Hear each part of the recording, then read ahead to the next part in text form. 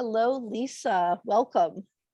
Hi, Carrie. Thank you so much for having me on. Yeah, thank you for being here today. I'm really excited to talk to you and hear your story and yeah, share this with our listeners. So I'm just gonna jump right in and say, we've got Lisa Higgins here today from the Red Rebel Collective.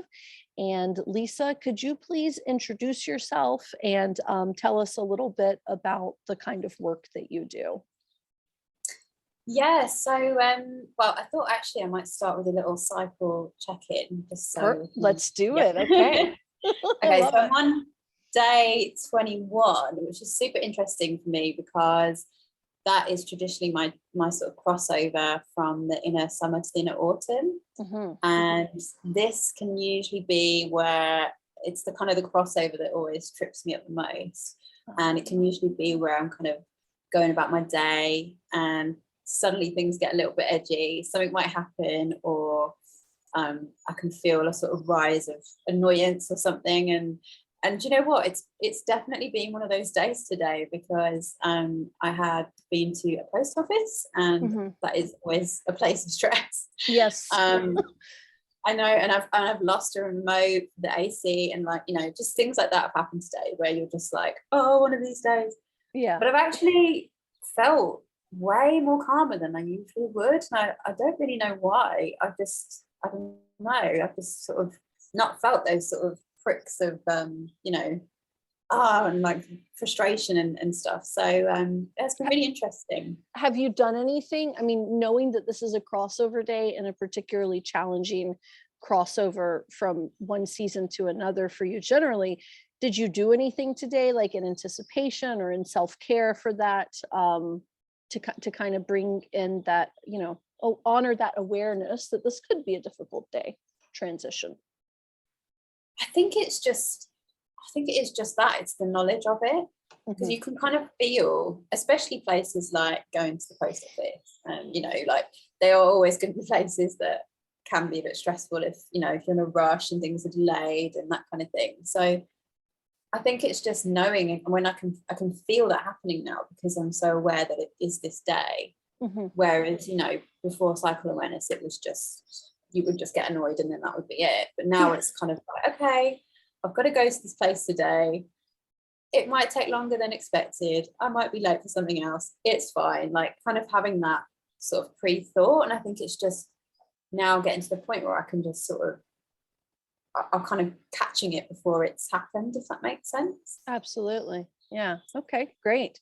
And you said that we're going to get back to you telling us about everything that you do. But while we're here on our cycle check-in, you said that, your transition from your inner summer into inner fall is traditionally challenging for you. Is there a particular season that you feel the most at home in of your cycle season? Yes. Yeah. Well, again, it's kind of interesting because traditionally I was always, and I am a bit of an addict to the inner summer. I'm like, yeah, all about doing all the things, like very much addicted to that yang, busy, doing, achieving energy. And so I'd always have said that. But as I've kind of, the more months come and the more I'm in the cycle awareness world, and I'm actually, from doing this work, have really come to enjoy my bleed. Like I really look forward to it now. And it's really interesting that that's just, I mean, it is literally the polar opposite of the summer. And yeah, I've kind of learnt that about myself in the last few years, which is really great, because it's almost like you've got another side to yourself that you didn't really know about. yeah. Because the other side, the summer, is very kind of celebrated in the world we live in, and it's very kind of, we are ordered by all what we're achieving all the time in our mind, and busy and doing, and the and all of outwards that. energy. Yeah. You could do all the things. Exactly. Yeah. Okay. And I feel like with cycle awareness, it is introducing people a lot to this idea of slowing down, going inward, and kind of restoring and being with yourself, and not having expectations for anything, and some real sort of nurturing. So actually, I'm going to say the winter. I'm going to say it. All right, say it. Claim it. You're claiming it. I love that. All right. Well, then please, could you tell us a little bit about the work that you do in cycle awareness and in this womb wisdom space? Yeah, so with the Red Rebel Collective, it's about, so I teach one-to-one cycle awareness, and I also do group courses, and we've got a Red tent online as well that we do. Mm-hmm. And I guess basically with the Red Rebel Collective, it's about using the knowledge of menstruality, because I've trained with the Red School in 2020, and it's using the knowledge about menstruality and cycle awareness to, I guess, rebel against the world that we have, the world that we live in is for a long time just ignored cyclical living. And if you are a Red Rebel, then you're kind of choosing to prioritize the menstrual cycle as a guide for wellness, a guide for self-care, creativity and healing. Right. I love that. And yeah, and how I kind of came to this work, when I learned that when I learned from my Alexander Pope, so how I came to this work was I basically learned from my mentor Alexander Pope with the Red School that my feelings and experiences with PMDD, premenstrual dysmorphic disorder, were not only valid, they were actually the key to something bigger that was inside me. And I just couldn't believe it. This reframing of menstrual suffering was just completely revolutionary and totally life-changing. Yeah, I need to take some space here because you've just dropped, PMDD. Say the words for that again. So it's premenstrual dysmorphic disorder. Okay. And, it's already got like menstrual and disorder in the title. So it's a pretty strong diagnosis. Can we talk about for the first step, and we're going to unpack this in your journey with it, because this is a diagnosis that you've been through, and you have some healing around this. So we're going to get into this, but can you talk to me a little bit about, what PMDD is and like how women come to this diagnosis, or women and people that bleed? Yeah, sure. Yeah. So for anyone that isn't aware, that PMDD is commonly defined as an endocrine disorder, meaning that it's sort of hormone related. But as well as physical symptoms, people with PMDD also experience a range of mental health symptoms such as depression, anxiety, and even suicidal feelings. Some may experience PMDD symptoms every day, or for a few days, and it's usually within the second 2 weeks of the cycle, so in the luteal phase. So after ovulation. Yes. Okay. And there's still not a complete, because it's a relatively, I wouldn't say it's a new thing, because obviously it's been around for a long time, but doctors in the medical world are kind of still getting to grips with it. Mm-hmm. And in terms of causes and why it happens, there's, again, it can be, in the medical world, it's said that it's people who are sensitive to hormone fluctuations in the cycle. It's thought that maybe trauma, stress, or genetics can also play a part. Mm-hmm. But again, it's kind of one of those things that's kind of classed as an invisible illness. Sure. There isn't bucket loads of research, but it is a growing thing, and there's some amazing accounts on Instagram. There's a whole PMDD community on there, and it's super supportive and really informative. I think it's I am PMDD Global, which is an amazing site that has loads of all the up-to-date research and support available, which they're amazing. So you go to your doctor, you're diagnosed with, they tell you they suspect you have PMDD. What's the medical course of treatment that's usually given, or are there norms in that way? Well, actually, you know what, again, for me, so I was about 10 years ago that I first went to the doctor.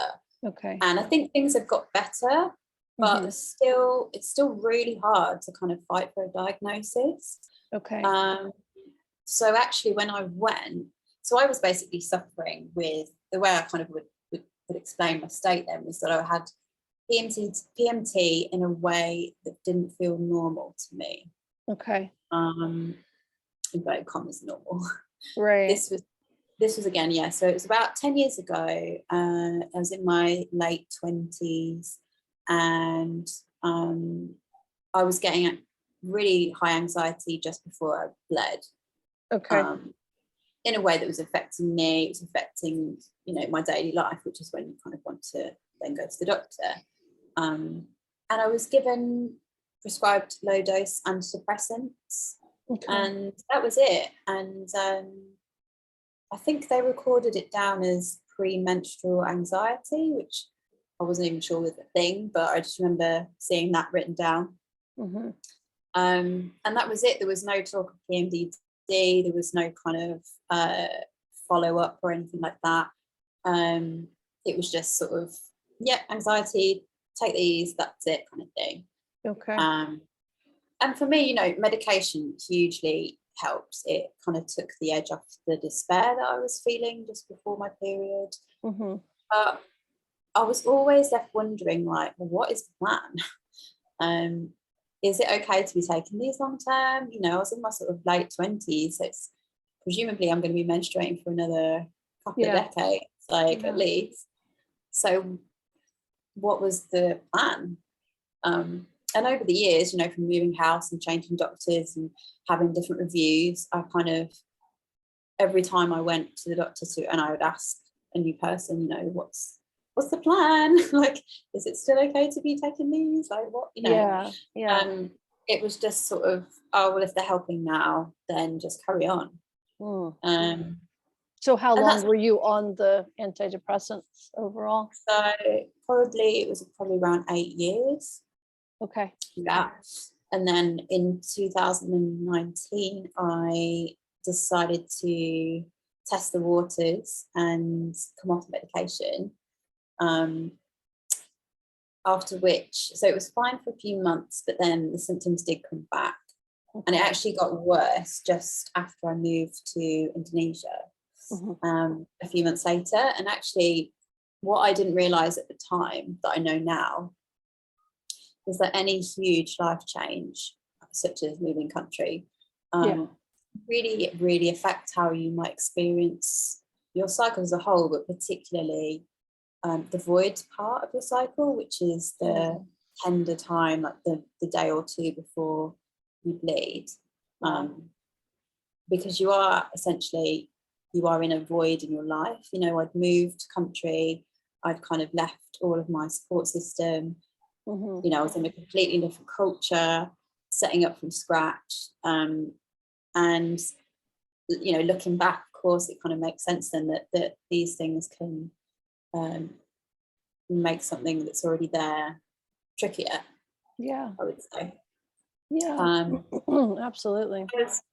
So I was being really hit hard by the inner critic, and it got to the point where I was experiencing intrusive thoughts, and they were quite shocking and scary, and I was in a really dark place and I just felt so alone and so lost, and I hadn't told anybody about it apart from my husband. And I just felt like I have no idea what's going on. Like, it was such a lonely experience, because even though I've got like the most amazing set of friends, and I would tell them everything, for some reason, like, women don't really talk about their periods or like these things. Like, it's so weird to me, really, like that it's still a taboo even in like close female friendships. And well, we're not used to I think in our community of like womb warriors, we are used to kind of framing our life by our cycles, but I think like in the Yeah. broader in life in general, women, we're not framing them that way, and therefore our conversations are not really focused around That, them. right. Yeah. Yeah, and it just shows how like how hidden all of this stuff has been, because like it- just that we weren't having these conversations, or Yeah. and because it was kind of a new thing, like with PMDD, it was sort of like, if the doctors don't really understand it, then how am I going to explain it to my friends or Yeah. family? Or it was kind of like, and I just thought, well, I must just be losing the plot, like I'm probably just going I'm just going mad or something, like it was just crazy. Yeah, I think many people actually, many women and people that bleed are experience their cycles that way. Those hormonal fluctuations, before we have the literacy for it. Yeah, As wow, why can't I be the same all the time? Why do I feel so good at yeah, this time? And then I have these days where I'm just terrible. It's like you turn this inward. So yeah. um, okay, so you've got this PMDD, you've been on the antidepressants for 8 years at that time, and it's 2019, you've moved, gone off your medication, decided you wanted to go off it. How did cycle awareness come in the picture for you at that point? I mean, obviously you were cycle aware because at that point you would have had almost a decade of like linking your cycle with this medication you're taking. Um, but how did the kind of like a different kind of cycle awareness come in? Or can you talk about that part of the journey? Yeah. Yeah, so I had, yeah, you're right. I was tracking my cycle in the kind of bare bones of just looking at an app and knowing when it was, knowing when I was going to bleed, and that kind of tracking. But I wasn't tracking in the way that I track now. And basically, yeah, at the time of coming off the medication, I was looking for alternative support, and I came across the Red School, who are just incredible pioneers, and in particular read Wild Power, Mhm. the book by Alexandra Pope and Shani Hugo Wurlitzer. And oh my God, like when I read that book, and I mean, it literally said that everything that I was experiencing Yeah. was a thing, and there was a whole reason for it. And it all just really made sense, it kind of just, It's validating. um, yeah, like it made me, like, I remember reading it and it just made me like cry, because it was just like, it was like someone had just reached in and given me a hug, and told me that like, you're going to be all right. This is normal. This is a thing. Like, there's nothing to be freaked out by anymore, and even the knowledge of that can just reduce how you feel, Absolutely. I'm not going crazy. This is brilliant. Yeah. um so yeah, I went deep into looking into the menstruality, and started my daily practice of menstrual cycle awareness. And by doing that, my symptoms completely disappeared. Oh, Like, I had wow. the extreme part of the symptoms, I should say, like, I still have a pesky in an autumn, sorry, but it was that extreme level that was kind of like, oh, this is getting really hard now, that was kind of that reduced. And I just discovered that the menstrual cycle is actually this incredible guide, and it can help you with your connection to yourself and the world, and healing. And it was just mind-blowing, absolutely mind-blowing. So I actually, from starting it with my own cycle, I then decided to um, sign up to the Red School training, to the leadership training. And it was Mhm. again, that was kind of a weird thing, because it just hit me at the right time in my life, where I just moved and I was looking for something new to do. And I remember, like, it even happened that I got like the last place because someone had dropped out, and it was like, weird sort of Yeah. universe I mean, synchronicity yeah. thing. Yeah, and I was just like, wow, okay. um so yeah, so I just feel like I've got to tell other people about this. This is mad. This is the best thing ever.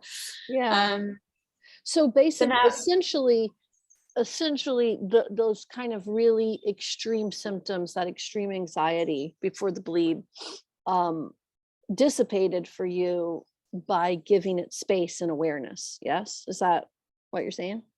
Yeah, so with so obviously with my PMDD, it was very much the inner autumn that was the crusher, that was the critic, and that was the real sort of, Yeah. But actually I learned that looking at my whole cycle as a whole was actually crucial to alleviating all of the symptoms. Hmm. That change from just paying attention to where you have a problem, but Right. actually looking at how you're spending your entire cycle too. I love um, that. Yeah. how was I spending my bleed, first of all? How much physical rest was I getting in the bleed?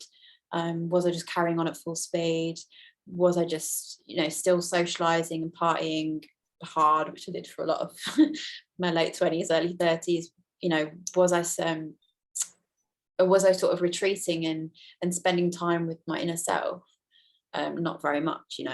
Yeah. So it's that, and then also like looking at the inner spring, because actually often as well we can find real nuggets of gold in looking at the season that is opposite the one that you're Hmm. struggling with. Yeah.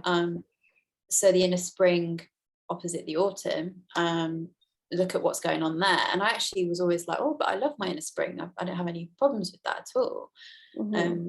There's always stuff you can look at, and the inner spring is the place of the inner child and any sort of childhood trauma. A lot of the sort of inner critic work comes from false negative beliefs that we kind of form through no fault of our own during childhood as a result of some Hmm. trauma or suffering. So I kind of did some healing work by looking into my menarche as well, my first period, Hmm.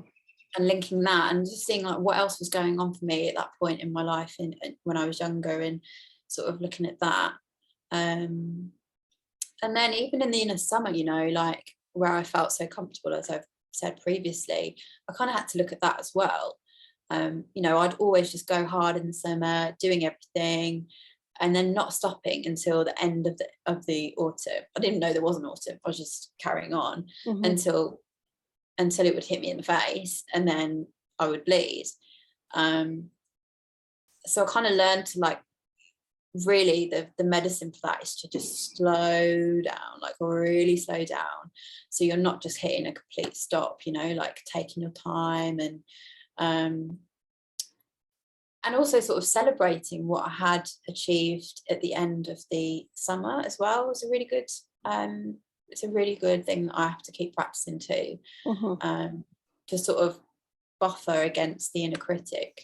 It's about taking time to sort of look at what you've achieved and actually giving yourself a bit of a big up and saying like, oh, I have done this and this and this, Yeah. Celebrating. Yeah. yeah, to kind of just celebrate who you are and what you've done before that kind of critic voice comes in. And I actually found that from doing all of this stuff that it was just really, it's just about treating yourself with more kindness, Hmm. and treating myself like a cyclical being that ebbs and flows, and isn't just going to keep going and going and then suffer and then feeling better again and then suffering. Like it was more about looking at the whole deal. I love that. Yeah. Mm. That's there's so much wisdom in everything you've just said. um I really love your how how you've used this methodical practice of going inward in each season to really heal the part that, before that awareness was the only thing you were kind of tuned into. And it's so true that, that like seeing our cycle, seeing ourselves as a cyclical being, and seeing our cycle as this, not just this negative, a lot of people, that I don't even like to use the term PMS, but the inner Yeah. fall and an inner winter. That's what most people, associate with their cycle, but it's this whole thing, and it changes us, and we can align with it, and we can make space for it, and we can heal ourselves through it. So very beautiful. I'm wondering, because like PMDD is a medical kind of diagnosis, if you will. There's antidepressants that are given. for people that are not really cyclically aware, and certainly not living with, with their cycle kind of as their container and haven't made peace with it, is there, for you, sharing this story and sharing the way that you have healed yourself in this way, essentially, how is that, and sharing this information with the world, do you get pushback, or what do you find? Well, it's a tricky one with PMDD because there is such a wide range of experience, and as I said before, there are stories out there in community, but you kind of have to go and look for them. It's kind of not so much out in the public domain, shall we say. And I'm sure there's just so many different types of experience out there, and there are people that might experience, the thing that I have to be careful with sharing my story is that, this is just what happened to me and my experience. And it was severe. So, the way I was feeling was pretty severe. And, but that, I know there's other people that out there that really, because mine was always very much the end of my autumn. Mm-hmm. And it was for a few days, but it was like hardcore. Whereas there might be other people that have suffered a lot of people with PMDD suffer for the whole 2 weeks. And there's a lot of people out there that, that feel that they could only cope by kind of having a medical menopause, or a hysterectomy. It's just about getting rid of that cycle. And so sharing it with others, it's still a really, even though I'm in the cycle awareness world, and I have, a lot of peers, people that I trained with, and I feel very much in this world of cycle awareness, but it's still, it's still such a radical and just an alien concept to a lot of people. And of course, then many people are going to not understand how that could have happened or know what I'm talking about, kind of thing, unless they're actually doing some training. So it's kind of interesting how to talk to people about it, especially other people that might suffer with PMDD. But really, the two, if someone's sort of going down a very medical route of treating their PMDD, then it's not mutually exclusive. That you can also look at cycle awareness as well, and try and kind of do that alongside whatever medical help you're getting. Which I think it won't hurt, right? Exactly. Yeah, it won't hurt. I understand that whole. That's why I asked the question, and it is important to talk about this. The whole paradigm there of like, I have suffered for years. I am treating this medically. Don't come at me with like cycle awareness is going to fix me, right? And so my thing with that, and that's a common thing, and I understand why. Understandable, right? We understand totally. how we get there. You find something that works for you and you stick with it, and because this stuff can be debilitating, if you're not living in your awareness and you are experiencing these very real physical symptoms. So but and the support comes from the medical industry, and I listened to your podcast previously with Kate Shepherd-Cohen, and I just think it's amazing that she's kind of getting that in front of the doctors, because this although it sounds like a radical thing, and it's it sounds kind of almost like new age or whatever, like if someone was just reading this or hearing about this for the first time, like, what are you on about inner summers and stuff, but it's not. It's really super grounded and practical as well. And like, I just feel like every menstruator would value and benefit from knowing this knowledge, whether they suffer greatly with PMDD, whether they don't even think about their menstrual cycle, have never been affected by it or anything. I still think there's some really useful stuff in there, and I think it's amazing that she's getting that in front of the doctors particularly. Absolutely. Yeah. It's amazing for all of us and for this this entire movement really to get out there and to kind of make friends with the medical community, if you will, Yeah. on this one. Yeah, Yeah. definitely. Great. Well, wow. So, okay, all the places that we can, that our listeners, if they want to do this kind of work with you and delve into this more, they can contact you, I guess, on your website and your Instagram page. Is that right? Yeah. Okay. Totally, yeah. All right. And I'm going to put those links to the Red Rebel Collective in the show notes.